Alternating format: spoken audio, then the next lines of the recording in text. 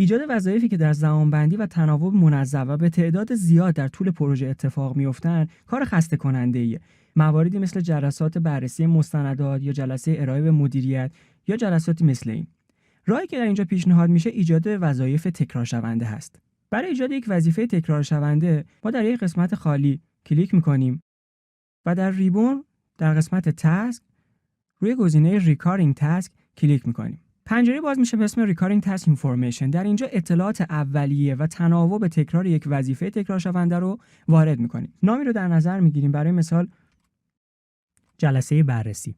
در قسمت دیوریشن مقدار زمانی که طول میکشه تا این جلسه برگزار بشه رو میتونیم وارد بکنیم. برای مثال من اینجا 2 ساعت رو وارد میکنم.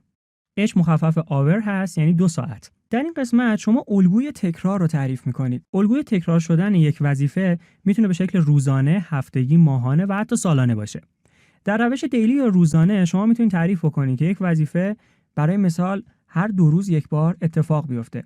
قسمت ورک دی نشون میده که تنها وظیفه رو هر 2 روز یک بار تعریف بکنه نرم افزار در صورتی که اون روز یک روز کاری باشه. در صورتی که گزینه دیز رو انتخاب بکنید، نرم افزار حتی در روزهای غیر کاری هم اون وظیفه رو تعریف میکنه. در قسمت هفتگی هم شما میتونید روزی که اون وظیفه قرار اتفاق بیفته رو تعریف بکنید. برای مثال روز دوشنبه و پنجشنبه هر 2 هفته یک بار. در اینجا من هر 2 هفته یک بار در روز دوشنبه و پنجشنبه میخوام جلسه بررسی رو به مدت 2 ساعت برگزار بکنم. میتونیم به قسمت ماسلی یا ماهانه بریم. در این قسمت میتونید تعریف بکنید که یک روز مشخص از ماه، برای مثال روز اول هر 2 ماه یک بار ما این جلسه رو داشته باشیم. یا حتی میتونید مشخص بکنید که برای مثال دومین سه‌شنبه هر ماه میخوایم این جلسه برگزار بشه. همینطور که میبینید انعطاف پذیری بسیار بالایی داره تعریف روش و الگوی اتفاق افتادن این وظایف. در روش سالانه هم به همین شکل شما میتونید عمل بکنید که در روز خاصی از سال این جلسه تعریف بشه. ما در قسمت ویکلی یا الگوی هفتگی میخوایم هر دوشنبه و در هر 2 هفته یک بار در روز دوشنبه این جلسه رو برگزار بکنیم. در قسمت شروع شما تعریف میکنید که شروع شدن این وظایف از چه تاریخی امکان پذیره. برای مثال من یک روز رو انتخاب میکنم. در قسمت N میتونید تعریف بکنید که تاریخ پایان ایجاد این وظایف تکرار شونده کی خواهد بود. و در قسمت end after میتونید تعریف کنید که چند بار که این وظیفه اتفاق افتاد انجام اون به پایان برسه. برای مثال من 10 جلسه رو انتخاب میکنم.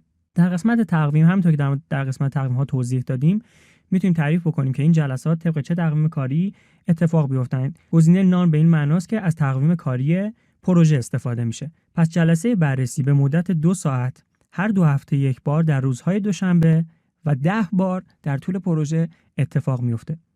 با کلیک کردن روی اوکی همینطوری که میبینید این جلسات ایجاد میشن. یک سامری تست یا خلاصه وظیفه به اسم جلسه بررسی ایجاد میشه و اون 10 جلسه در زیر مجموعه اون قرار میگیرن.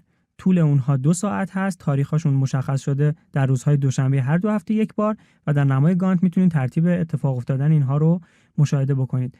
علامت این 2 فلشی که اینجا میبینید به این معناست که این یک سامری تست که معمولی نیست، بلکه یک سامری تست با مجموعه از وظایف تکرار شونده هست.